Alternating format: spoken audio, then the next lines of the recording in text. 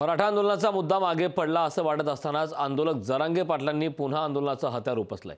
Doctor Babasaheb आंबेडकरांना अभिवादन करण्यासाठी चैत्यभूमीवर आलेल्या जरांगेंनी पुन्हा आंदोलनाचा नारा दिलाय।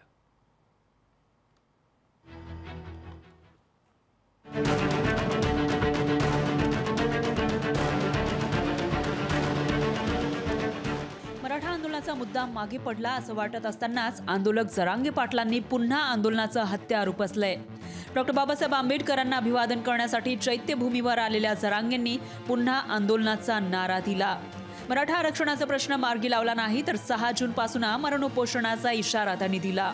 6 जून पर्यंत त्यांनी नाही दिलं तर मग मात्र विधानसभेची तयारी आम्ही 100% मराठा समाज करणार आहे आणि 5 जूनला शक्यतो मी पुन्हा उपोषण सुद्धा सुरू करणार।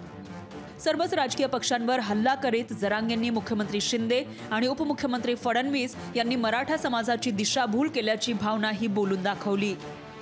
मुख्यमंत्र्यांना मी 7 महिन्याची वेळ नाही दिला, त्यांच्या शब्दाची किंमत नाही केली समाजानं। समाज तुम्ही कोणत्या पक्षातून कोणकडे गेलं समाजाला काय देणं घेणं नव्हतं। समाजाला एकच अपेक्षित शिंदे साहेब आरक्षण देऊ शकतो, पण ते ज्या दिवशी म्हणले ना लिमिट तोडलं की मी करेक्ट कार्यक्रम करत असतो, त्या दिवशी मराठ्यांच्या मनातूनच शिंदे साहेब उतरले। आम्ही सांगितलं मर्यादा तोडले की आम्ही करेक्ट कार्यक्रम करत असतो, कारण मला देणं घेणं माझ्या समाजाशी। एवढ्यावरच न थांबता जरांगेंनी मराठा समाजाला निवडणुकीत आक्रमक होण्याचं आवाहन केलं। ज्याला पाडायचं त्याला पाडा असं सांगून पाडणं हे सुद्धा मोठा विजय असल्याचं वक्तव्य त्यांनी केलं। राजकीय माझा मार्ग नसल्यामुळं माझा जनचळवळीवर विश्वास आहे, परंतु मराठ्यांना संदेश आहे सरळ सरळ सांगितलेलं आहे, पाडण्यात सुद्धा खूप मोठा विजय। पाडा तुम्हाला ज्याला पाडायचं त्याला पाडा, कारण मी कोणाकडूनच नाही, ना इकडून आहे ना तिकडून आहे, ना विकास आघाडी ना कोणची युती, कोणाकडून नाही।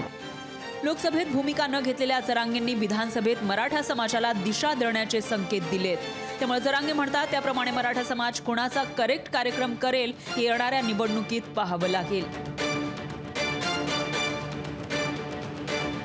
मीनाक्षी म्हात्रे, लोकशाही मराठी, मुंबई।